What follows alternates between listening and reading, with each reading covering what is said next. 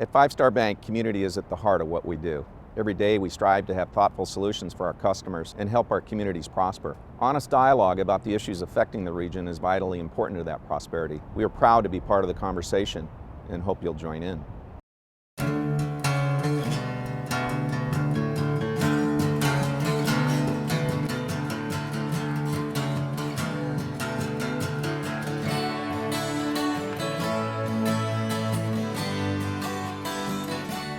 Celebrating its 30th anniversary, the Sacramento Black Chamber of Commerce has stood for the aspirations of African American entrepreneurs in the Sacramento region as convener, advocate, and sometimes agitator for economic progress. 30 years in, the Chamber is at a crossroads, with the needs of its constituency evolving and Sacramento maturing. Joining us to discuss the future of the Black Chamber are its president, Azizza Davis Goines, and board member and past chair, Michael Poindexter. Azizza, what is the need in 2015 to have a Sacramento Black Chamber of Commerce? I think the need is many. I think, first of all, that there is absolutely a need for a voice for those in our community who don't have one for themselves. I think one of the main things that we do in our chamber and do well is something that we do behind the scenes, and that's a lot of advocacy. There are many small businesses in our area that really don't quite get and don't know what they don't know in terms of building their businesses and being able to sustain that business. And the Chamber's here to help them with that. We seem to do a fairly good job, I'd say, at doing that. I think we also operate as a resource center for all of the small businesses or people who want to start a business in the Sacramento region, being a conduit of collecting all of the and connections with the city and with the state and with other large businesses, and looking at where we can find our part of the pie, or our piece of the pie rather.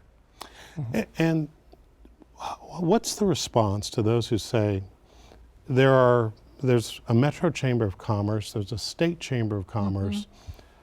Mm-hmm. What's the particular need for an ethnic chamber? Well, chambers in and of themselves are interest groups, and each of us have a special interest. We're not all doing the exact same thing as other chambers are doing.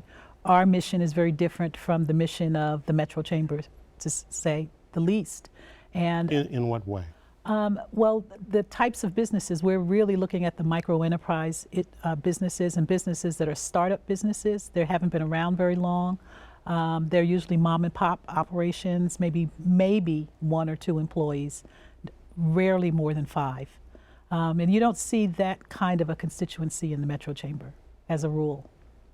Now, recently you all received an award, a Best of Award. What was that? It was wonderful. It was given to us by the Sacramento Business Journal, and they have been a staunch supporter of the Sacramento Black Chamber for many years now, and they've seen us grow over the last probably 8 to 9 years, and wanted to let the rest of our community know the work that we're doing. And what specifically was the award? The Best of Chambers. The Best of Chambers. Yes. I don't know if review time is coming up, but you know. Thank you. I'm just trying to put in a little bit of a plug. Good looking out, I think she's going to get a A+. And is that the highest that we can go? You might be able to do a little bit better than that. Now, for your membership, you talk about micro enterprises. Mm-hmm. What do you think is the core value proposition that the Sacramento Black Chamber brings to its members?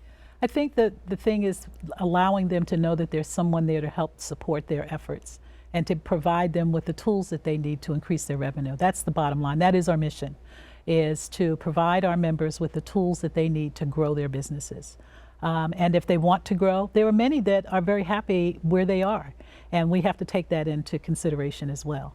But those that want to grow, we can help them do that. You know, I can't tell you how often I've had in the last probably 8 years or so, had people walk through our doors with a business card and really believe that they're in business. Really? Yeah. And so we started that very rudimentary level on many occasions to get these folks to understand what it means to realize your dream, and they like having that backing. The Chamber's membership runs from the micro enterprise and the startup all the way to mature companies. What is it that, as a board member and as the past chair of the organization, you feel is next for the organization?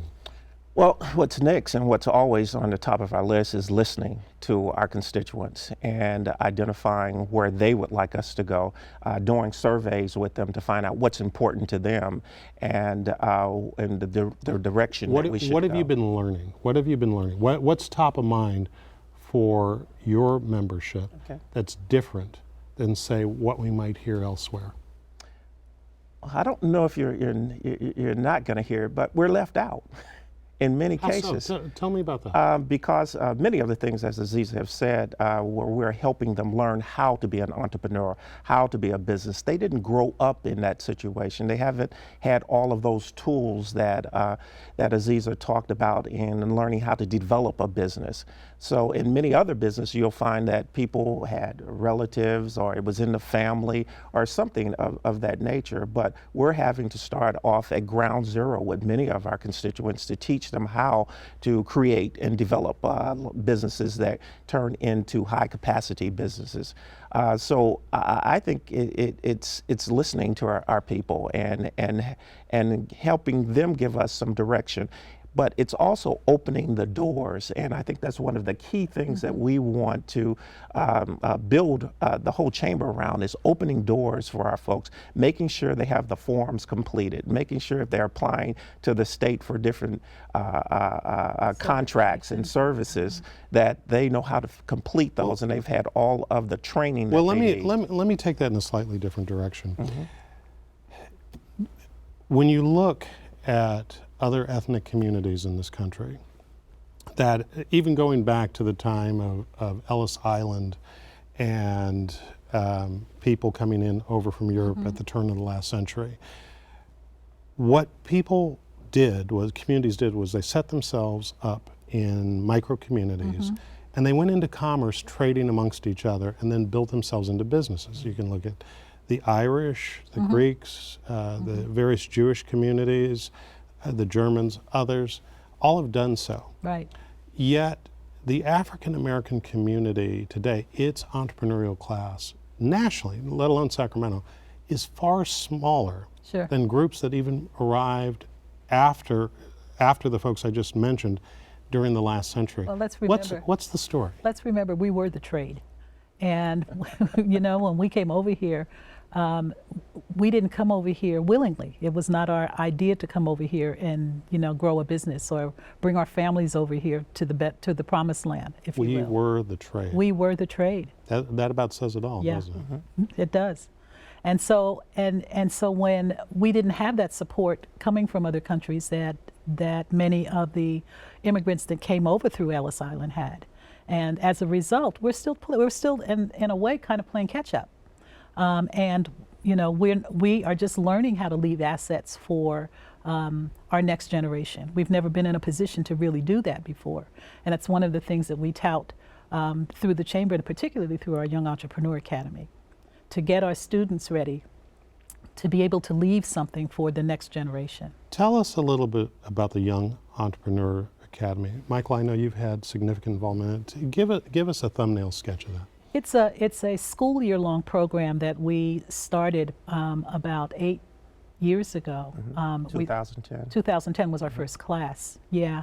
And Michael actually was with the chamber at that time and was helping to develop that program along with other educators that were part of the Sacramento Black Chamber of Commerce at that time.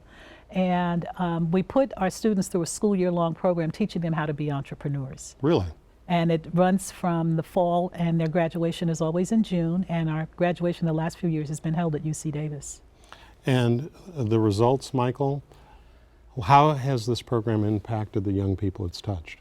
It's impacted them on many levels. First of all, they develop friendships with each other. When we bring these students together and they've never met each other, they don't know each other. So the friendships start there. And then they begin to meet people in the business world and in the banking world and develop relationships and start to collect their business cards so they can call upon them and be a resource for them. I think they're learning all of the different aspects of how to develop a business, or even how to manage your money at this point in time in your life. They're being introduced to that whole business world of what it takes to become a businessman or a businesswoman. One of the special things that they did at the end of this season was to develop a final project. And I think this project, the project that they developed, which is a business plan, was one of the best business plans that we've seen over the last several years.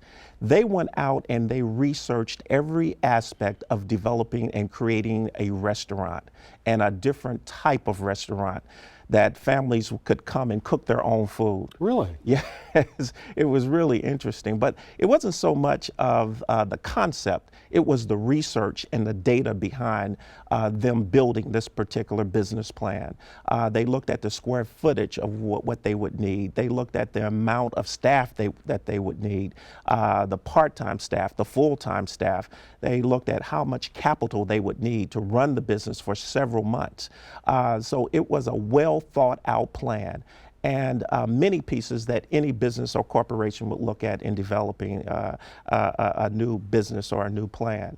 I was recently with one of our former alumni who was doing business in China.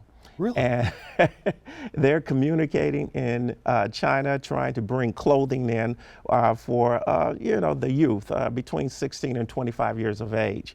They were having a little bit of a problem because maybe sometimes the Chinese are a little bit smaller than we are, so the size large may be a size small for us. So they were getting in the wrong sizes of clothing. So they contacted me to see if I knew anyone that could speak Chinese and who had connections in China. And I connected them with a very, very good friend of mine who was a former doctor in China.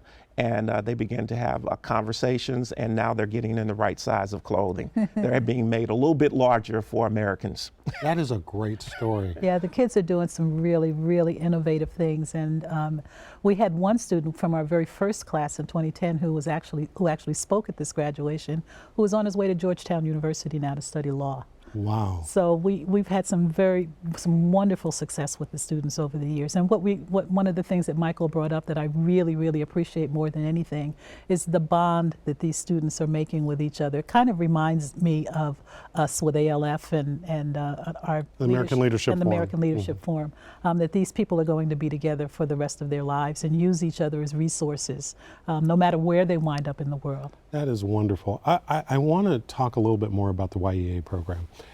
One of the notions that has really been a part of the African American community for at least a couple of generations is go to school, go to college, get good grades to get a job. Mm-hmm. Yes. Rather than to go out and create a job. Absolutely. And that the best job many times is with the government. Right. Particularly here. In fact, the director Robert Townsend in one of his movies, Hollywood Shuffle, said there's always work at the post office, Right. which is not quite true anymore. But what needs to happen in order to continue to expand the mentality of young people in the African American community to look at being entrepreneurs and CEOs rather than just going to school to work in somebody else's organization? You know, Scott, our chamber, and I'm going to get back to that in just a second, but our chamber recognizes the fact over the last few years that we really have to be a little bit more global in our thinking. And as a result of that, we've spent time in Africa those last few years. And entrepreneurship is in our blood. There aren't many African countries that you can go to where you're going to find a lot of people working for large corporations. Our people. They are entrepreneurs. They're making furniture to sell. They're sewing clothes. They're running their own businesses, and that's just the way it's always been. Then why is it so different here? We've been accustomed to working for other people ever since we came over. Since we got here, we were working for people when we got here. And we've have that mentality, I think. Just like you said, go to the post office. There's always a job at the post office, or always a job someplace working for others. And that's been safe.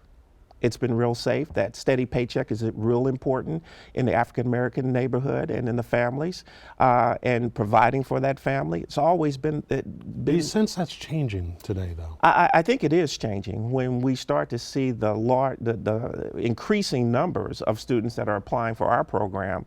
You definitely can see change. I think you can also see change when you look at our colleges and universities, where you find a lot of our students going into business, so they can start those businesses. Even when we look at our classes, there's so many different types of businesses that our students want to begin to look at. I mean, how they stumbled up on this restaurant was because they were hungry that day. And that's what they told us. The question was asked after they made their presentation, and someone in the audience asked them, well, what made you decide to do this instead of childcare or something? And they said, well, I guess we were hungry that day. So let's assume that these young people go into business. Now, business is competitive no matter what background you come from. And it's a hard world out there where you've got to compete and excel based on your efforts.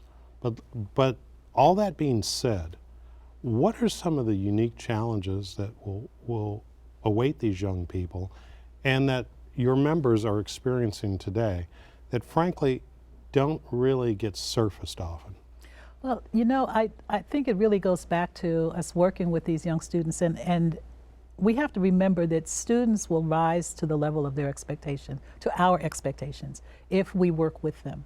And I think that that's one of the pieces that's been missing in our education system for some time. Our teachers are overwhelmed, and some of them are undereducated, in fact, and can't provide what these kids need. We're so fortunate to have Sac City College working with us, and Cosumnes River College and UC Davis working with us with these students, because they're being shown things that they're at a level in their lives where they can take that leap of faith and go out and make the mistakes and have time to recover. What I want to know is this: is it good? Is it enough to be excellent to be able to win in the marketplace if you're an African American entrepreneur? Can I answer that Sure. question? I think the students that we're preparing now, it's going to be enough because they'll be entering with a plan. And a plan is what you need to develop any type of business. They'll be entering into this whole process with knowing how to collect data, knowing how to research, knowing all of the different pieces it takes to build a business, to build a new business. And that's something that their forefathers didn't have. They didn't have a plan. They had an idea or a business card, as Azizza said, but they didn't have that plan and know exactly what should be in that plan to be a successful business. So they have a head start. They have they're farther along than their forefathers have been. They know what it will take. They know how to do the research. They know how to collect the data. They know how to make it work. They also know not to start a business on a credit card. Yeah. They know this. You know, there are many businesses out here that have done that, and we've seen the disastrous results of that happening. These students, when they come in, one of the very first things that they're taught is that you must have a bank account to participate in this class. Every single student that we have has a bank account, and they have to manage that bank account and show us that they're managing that bank account during the course of the year that they're with us. How does the Sacramento Black Chamber work with the other ethnic chambers? Do they all face the same issues that you do? I don't think that they're quite the same. I think that there are some similarities between us, but I'm sure, you know, we have the smallest population, which puts us at another disadvantage, is that we're smaller. And we don't have the numbers that many of our sponsors would like to see that are being impacted by their giving to us. That makes a huge difference, Scott. Tell me what you mean by that. I mean that there have been times when we have asked of our community to help us with a particular project, and they want to know what the outcome is. And when they look at the numbers for our outcome, they say, well, you know, the numbers aren't big enough for us to justify helping you out with this particular project. They want to see large groups of people being impacted. Well, we don't have large groups of people. We don't have large groups of population. So it puts us at a disadvantage automatically. It really comes down to corporate sponsorship in this region, comes down to if the numbers of African Americans looked more like Atlanta or Chicago, you would get a different treatment by the corporate sector. Can I tell you how many dreams I've had of working in a community that had that kind of a population? Absolutely. It does make a difference. I got to ask you a hard question. It sounds like you're saying that merit is secondary to size in the minds of many funders. This is absolutely the truth. Size matters. When you start to look at some of our sister chambers with larger populations, you'll find that their sponsorship is much, much larger than the Black Chamber. And again, it's because of the numbers that they're able to see, and it's also because they're more of the majority when you start to look at Sacramento. Well, playing devil's advocate for a second, a corporation or a foundation in its giving has to get bang for the buck. Right. How do you respond from a value proposition perspective that even though the population numbers are smaller, you're delivering value that's proportionately as much or more bang for the buck? It's not only value proportionately, but it is still value for the area in which we live. You know, you can't negate whether the population is 10% or whether it's 65%, that there is some value that these small businesses and these micro enterprises are bringing to the region. And that is something that we have to work at and fight very hard to make other folks understand, that there is value. It may not be the numbers, but there is value in the fact that we are. Now, you all have been working with the other ethnic chambers and some other organizations on the new arena project. Yes. The goal was to make sure that the contracting reflected Sacramento. The community. And both from a contracting and employment standpoint. Right. At this point in the process, what grade would you give this effort? And I sit on the advisory panel, and probably most of my constituents there would tell you that I'm looking at it as if I'm going to wait and see. I'm still at kind of a wait and see. Right now, I'd say we're probably at a C. If I'm going to give them a grade, I'd say C, but the jury is still out for me. I see numbers coming in terms of the numbers of contracts that are going out. I still don't know what those contracts total in monetary value. So you may have 50 contracts that are going out, but if it's only a total of $25,000, so what? So I'm still kind of waiting. I'm kind of waiting to see. Michael, for the future of the African American business community within this region, if you could wave a magic wand and change three things or create three initiatives that would truly move the needle, what would they be? In fact, just give me just one. Just one. I would. That's a hard question, first of all. But I think it's about the resources and making those resources available to the African American public. And that definitely can be done through the chamber. But I would say making the resources available and looking beyond the $25,000 if a contract is coming in. Many of these businesses can go out and get $25,000 on their own. But looking at what's a larger part or a larger piece of the pie that we actually can put our hands in or pull out of the pan. So I think it's resources, making them available. The whole education process of how to run a business, how to apply for all of these different types of things, and just because it's about what you don't know, and that's what we have to really home in on is what is it? How do we get our constituents to know how to? And it's one of my sayings around the office all the time is you just have no idea. You don't know what you don't know. And how do I get that message? How do we get that message across to our members and even to those that are looking at us from the outside? You don't know what you don't know. Come in and find out if there's something that we're doing that is going to help. If you find that it's not going to help, then we get that. But at least come in and take a look. In our final moments, one prediction from you. 30 years from now, on your 60th anniversary, how will things be different for the African American business community in the Sacramento region? In the Sacramento region, I don't know that it will.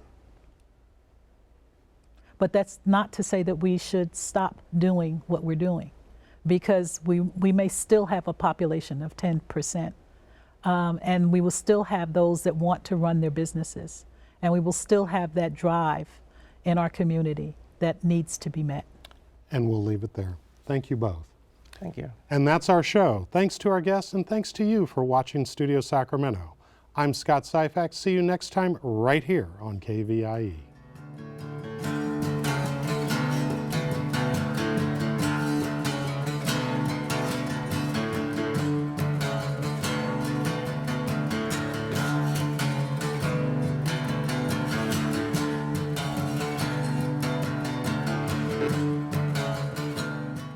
At Five Star Bank, community is at the heart of what we do.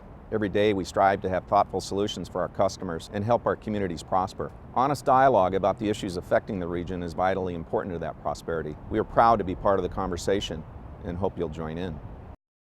All episodes of Studio Sacramento, along with other KVIE programs, are available to watch online at kvie.org/video.